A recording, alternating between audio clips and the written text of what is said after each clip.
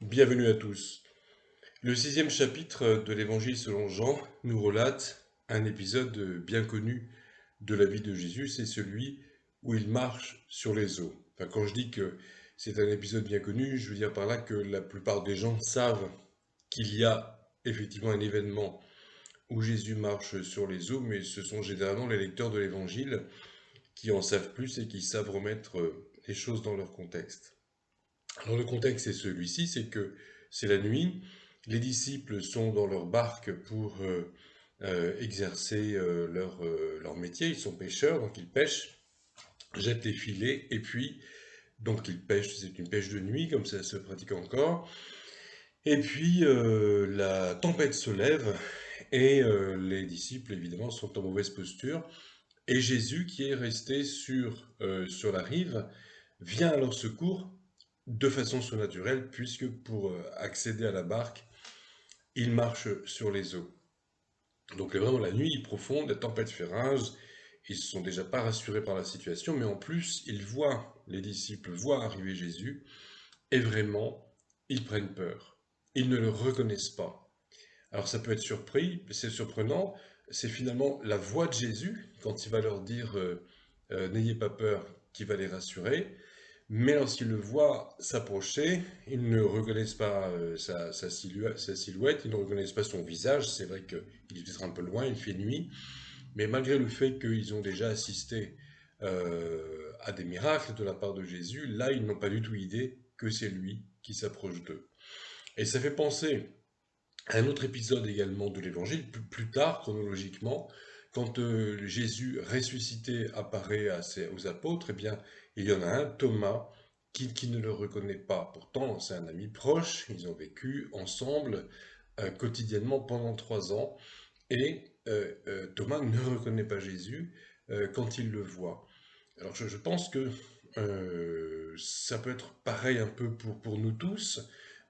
Nous avons du mal à reconnaître les gens dans des situations inhabituelles. Moi, quand je vous rencontre en dehors du contexte, par exemple un ancien élève, un élève, un parent d'élève, et que je rencontre cette personne dans le cadre sportif, par exemple, ou dans un commerce, je mets parfois un moment pour reconnaître la personne parce que je ne m'y attends pas. A fortiori, si on rencontre la personne loin de chez soi, en vacances, etc.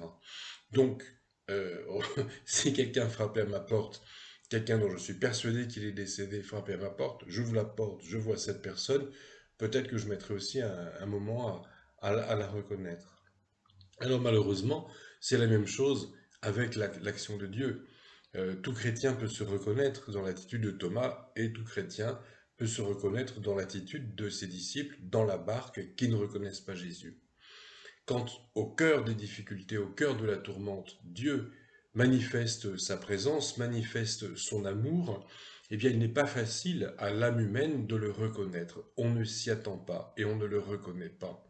Il n'est pas facile de discerner l'action surnaturelle de Dieu. Nous continuons d'avoir peur alors même que notre Sauveur et notre Consolateur s'approchent. Alors, je pense que comme tous les chrétiens, enfin, je pense que tous les chrétiens sont comme moi, à savoir que j'ai le souci constant de discerner la volonté de Dieu. Je veux savoir ce que Dieu veut pour ma vie et je veux prendre les bonnes décisions et j'ai envie de savoir ce que Dieu pense dans telle ou telle circonstance. Mais je suis moins enclin à chercher à discerner sa présence. C'est peut-être le cas aussi de beaucoup de chrétiens. Je tiens souvent la présence de Dieu pour acquise, mais au gros des difficultés, lorsque Dieu s'approche de moi et me tend la main, j'ai du mal à croire au surnaturel et je persiste dans ma fâcheuse tendance à vouloir m'en sortir tout seul. Je crois que les deux écueils, les deux attitudes inappropriées existent chez les chrétiens et parfois chez les mêmes à des moments différents de la vie. Parfois, nous avons tendance à vouloir absolument que Dieu agisse, et certains chrétiens en particulier cherchent absolument le surnaturel et exigent des miracles. Et parfois, à d'autres moments, ou bien d'autres personnes sont beaucoup plus enclines à vouloir s'en sortir toute seule. Et encore une fois, tout est équilibre dans l'évangile et dans la vie chrétienne. Il y a un équilibre à trouver entre exiger le miracle à tout prix et finalement avoir de la difficulté à discerner la présence de Dieu et même avoir des fois des difficultés à souhaiter et à désirer la présence et l'action de Dieu. Alors, au moment où justement où Jésus s'approche des disciples, il se rend compte du fait que ses disciples ont peur et il leur dit tout simplement cette phrase, c'est moi, n'ayez pas peur. Alors c'est une façon de les rassurer, ils connaissent, si, en tout cas s'ils ne l'ont pas reconnu, ils reconnaissent sa voix et leur peur s'apaise. Parce que justement, ils ont entretenu cette relation d'amitié avec Jésus, et si en tout cas le voir dans un contexte surnaturel les effraie, entendre sa voix les rassure parce qu'ils ont pratiqué la présence de Jésus, pourrait-on dire. Ils ont été dans sa présence, ils ont entendu sa voix rassurante, sa voix amicale. Donc ça les ramène à quelque chose de connu quand il leur parle et ça les fait sortir du contexte surnaturel pour se rendre compte que c'est leur ami Jésus qui est à leur côté.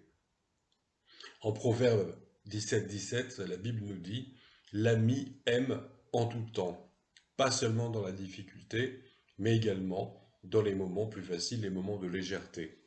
Parce qu'il est notre ami véritable, Jésus manifeste aussi sa présence, non seulement dans les moments difficiles, mais aussi dans les bons moments. C'est dans les moments plus faciles, dans les heures les plus heureuses de la vie, dans les moments de légèreté, que nous pouvons aussi et que nous devons approfondir notre relation avec le Seigneur, prendre conscience de sa présence.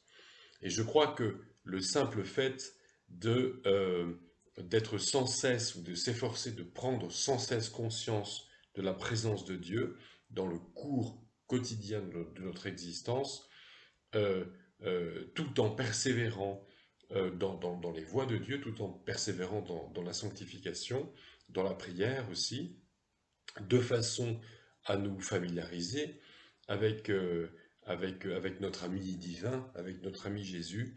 Voilà le plus sûr moyen de le reconnaître et de ne pas prendre peur et de ne pas être étonné et de ne pas passer à côté lorsqu'il s'approchera de nous dans des temps difficiles. Que le Seigneur nous accompagne.